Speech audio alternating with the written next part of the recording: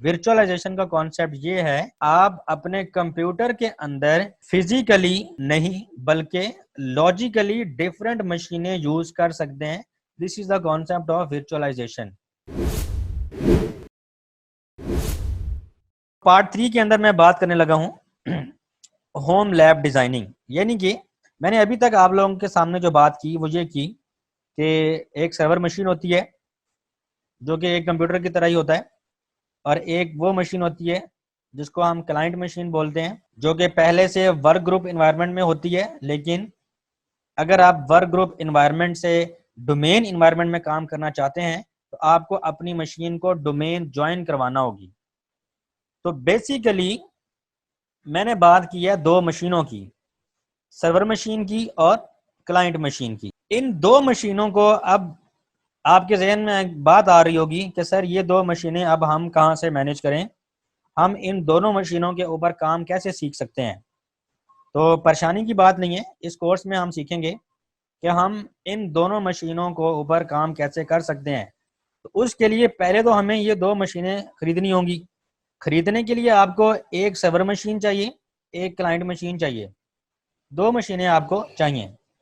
यानी कि इस फिगर के ऊपर अगर अगर हम गौर करें तो आपको ये एक सर्वर मशीन है, यानी कि आपको ये एक सर्वर मशीन चाहिए, ये सर्वर मशीन जिसके ऊपर आप विंडोज सर्वर 2016 ऑपरेटिंग सिस्टम जो है वो इंस्टॉल करेंगे। दूसरी आपको एक क्लाइंट मशीन चाहिए, ये एक क्लाइंट मशीन है जिसके ऊपर आप विंडोज 7 इंस्टॉल कर लें, विंडोज 8 इंस्टॉल कर लें, विंडोज 10 इंस्टॉल कर लें, यानी कि क्लाइंट ऑपरेटिंग सिस्टम कोई सा भी इंस्टॉल कर सकते हैं। अब आप ये सोच रहे होंगे कि ये एक कंप्यूटर मुझे खरीदना होगा और ये एक कंप्यूटर खरीदना होगा ताकि मैं फिर इन दोनों की आपस में कनेक्टिविटी करवाऊं, इस कंप्यूटर को डोमेन पे ज्वाइन करवाऊं और इस कोर्स के जो भी प्री रेक्विजिट्स हैं, जो मैंने काम सीखना है वो मैं सीखूं। तो मेरे बच्चों ऐसी परेशानी की कोई बात नहीं है, ऐसा कुछ नहीं हम करेंगे, हम कोई मशीनें नहीं खरीदने जा रहे। हम क्या करने जा रहे हैं बेसिकली ये एक सर्वर रूम की पिक्चर है, यानी कि प्रैक्टिकली सर्वर रूम इस तरह का नज़र आता है। जो लोग अगर किसी ने सर्वर रूम विजिट किया हो तो सर्वर्स रूम इस तरह का होता है। एनी हाउ इसमें हम नहीं जाते। और ये आपकी बेसिकली क्लाइंट साइड होती है जहाँ पे आप काम कर रहे होते हैं। क्लाइंट मशीन है, ये भी client machine, client machine, client machine. इस फिगर में भी 6 क्लाइंट मशीन हैं जो कि बैकएंड पे सर्वर के साथ कनेक्टेड है। ओके, अगर नेटवर्किंग की बात की जाए, यानी कि आपका फिजिकली सर्वर को प्लेस कहाँ पे किया जाता है, तो स्विच के साथ, जिस स्विच के साथ आपके कंप्यूटर्स कनेक्ट होते हैं लैब के अंदर, उसी स्विच के साथ आप एक जो सर्वर है वो कनेक्ट कर देते हैं। अब यहाँ पर अगेन मैं यही बात करूंगा कि इस सर्वर की जो आइकन है आपका, इससे आपने ये नहीं समझना कि ये शायद कुछ और चीज़ है, ये भी एक कंप्यूटर ही है। जैसे आपका ये कंप्यूटर है, जैसे ये कंप्यूटर है, एक कंप्यूटर ही है, बट इसके ऊपर ऑपरेटिंग सिस्टम और इंस्टॉल होता है। उसके बाद ये बेसिकली उसकी प्रैक्टिकल चीज़ दिखाई गई है कि आप अगर अपने सर्वर रूम में बैठे हुए हैं, आपका ये ऑफिस है, यहाँ पर आपके पास ये सर्वर्स हैं, यानी कि सर्वर रूम में सर्वर्स होते हैं। तो इन सर्वर के ज़रिए आप first floor, second floor, third floor, fourth floor, fifth floor, तमाम फ्लोर्स के कंप्यूटर्स हैं उनको मैनेज कर रहे हैं। आपको ऐसा नहीं करना पड़ता, एक क्लाइंट मशीन के ऊपर कोई चीज़ इंस्टॉल करनी है तो आप अपने ऑफिस से जाएं और वहाँ जाएं, ऐसा नहीं करना पड़ रहा। आप सर्वर के ज़रिए तमाम क्लाइंट्स को मैनेज करते हैं।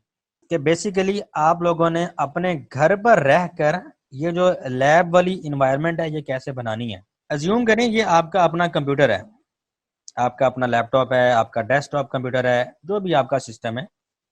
इस सिस्टम के ऊपर हम क्या करेंगे, हम वर्चुअल मशीन्स बनाएंगे। वर्चुअल मशीन्स का अगर मैं आपको आसान लफ्ज़ों में समझाऊं कि ये क्या होती है, तो बेसिकली आपका एक कंप्यूटर के अंदर एक और मशीन जो है वो इंस्टॉल हो जाती है।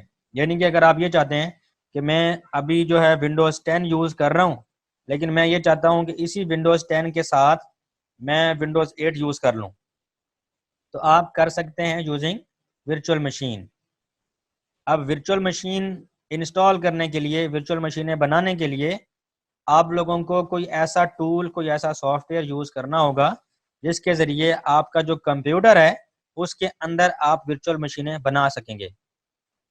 तो वर्चुअलाइजेशन का कॉन्सेप्ट क्या है? बेसिकली वर्चुअलाइजेशन का कॉन्सेप्ट ये है कि आप अपने कंप्यूटर के अंदर फिजिकली नहीं बल्कि लॉजिकली डिफरेंट मशीनें यूज कर सकते हैं।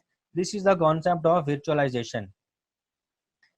यानी कि एक आपकी अपनी मशीन है जिसको बेस मशीन कहा कह सकते हैं आप, जिसको आप होस्ट मशीन कह सकते हैं।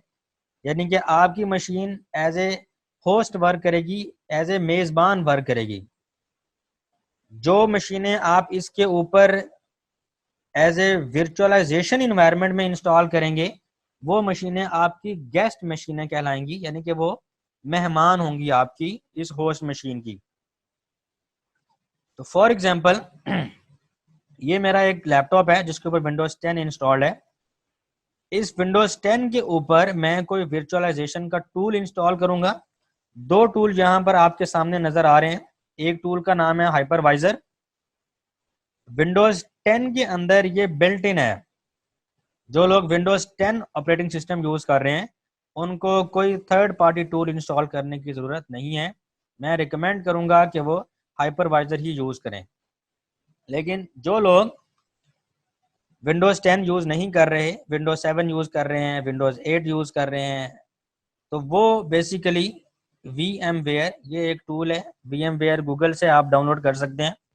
तो आपको VMware टूल यूज करना होगा, उसके अंदर आप वर्चुअलाइजेशन बना सकते हैं।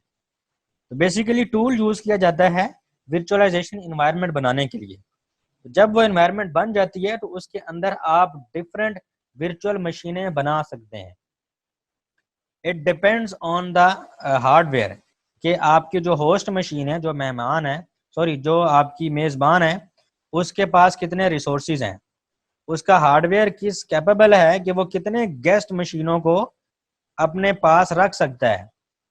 ठीक है, आपके अपने कितने वसाइल हैं। कॉमन सेंस की बात है कि अगर मेरे पास इस टाइम विंडोज 10 मशीन है और मेरा जो प्रोसेसर है वो i5 है और मैंने 8 GB की रैम इंस्टॉल की हुई है, जबकि मेरा जो सिस्टम है विंडोज 10 ये तकरीबन 3 to 4 GB ये यूज़ कर रहा है।